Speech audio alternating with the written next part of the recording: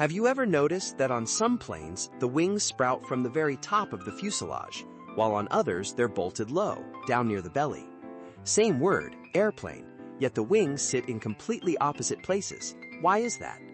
Does where you put the wing actually change how the plane performs? I'm no aviation expert, but today I want to share what I found after digging deep into it. First, let's sort out the words. When the wing sits on top of the fuselage, we call it a high wing. When it's mounted down low, we call it a low wing.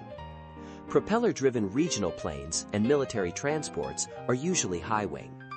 The big jet airliners most of us fly on, by contrast, are almost all low wing. And there's a real reason behind that split. The first reason is ground clearance. Picture a propeller plane. Its engines and propellers hang off the wings. Move the wing up onto the top of the fuselage, and the propellers naturally ride higher too. That lowers the risk of a prop striking the ground and makes it far less likely to fling up stones on an unpaved runway. The second reason is the length of the legs, the landing gear. A high-wing plane can let its fuselage sit low, close to the ground, so the legs can be short and the whole aircraft rides low. A low floor makes loading and unloading cargo far easier. The reason military transports can drive vehicles straight in through a rear hatch comes down to that low floor a high wing allows. The third reason is where the wing's backbone, the spar, runs. The wing is carried by a thick beam that passes right through the fuselage. With a low wing, that beam can run beneath the cabin floor, which means the cabin space is never cut in two. This is a big reason large airliners choose the low wing. You get a straight, wide cabin with a cargo hold under the floor. The low wing is simply great at carrying lots of people. With a high wing, by contrast, the spar runs up near the cabin ceiling. On a passenger plane, that eats into the headroom, but on a freighter, it's actually ideal, because you get a wide, unbroken space from floor to ceiling. That's why dedicated cargo planes and transports tend to be high wing. Up to here, it's all been about the convenience of loading.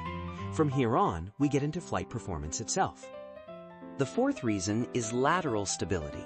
When a plane slips sideways, a force tries to roll it back to level all on its own. The property that creates it is called the dihedral effect, and a high wing produces this restoring force strongly, all by itself, because the heavy fuselage ends up hanging below the wing like a pendulum.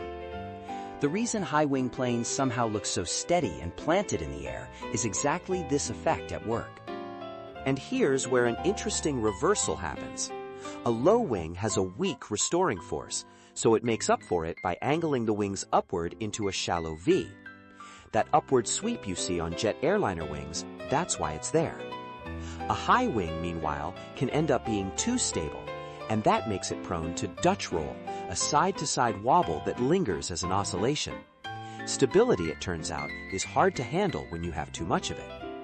The proof is in the big transport planes. Look at America's C-5 or Russia's Antonov. They're high wing, yet the wings droop slightly downward. That's a deliberate choice to cancel out being too stable.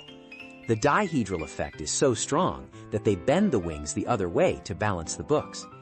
The droop of a wing isn't for looks, it's fine-tuning for stability. Let's pull it together from an engineer's point of view. A high wing gives you ground clearance, a low floor, and stability for free. So it's strong on rough runways and for hauling cargo.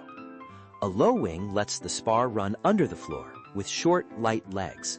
So it suits airliners that move lots of people efficiently. It's not that one is better than the other. They're both answers to a packaging problem, each optimized for the job. Once you see it this way, watching planes at the airport gets more fun. Just by looking at where the wing sits, you can tell what that aircraft is built to do, and what its designers chose to prioritize. High wing, rough places and heavy loads. Low wing, lots of people, fast and far. All that thinking packed into a single choice, where to put the wing. Thanks so much for watching, all the way to the end. On this channel, from an engineer's point of view, we dig into the everyday mechanisms around us, the ones you thought you knew, but maybe never quite understood. If today's story sparked even a little curiosity, I'll see you in the next video.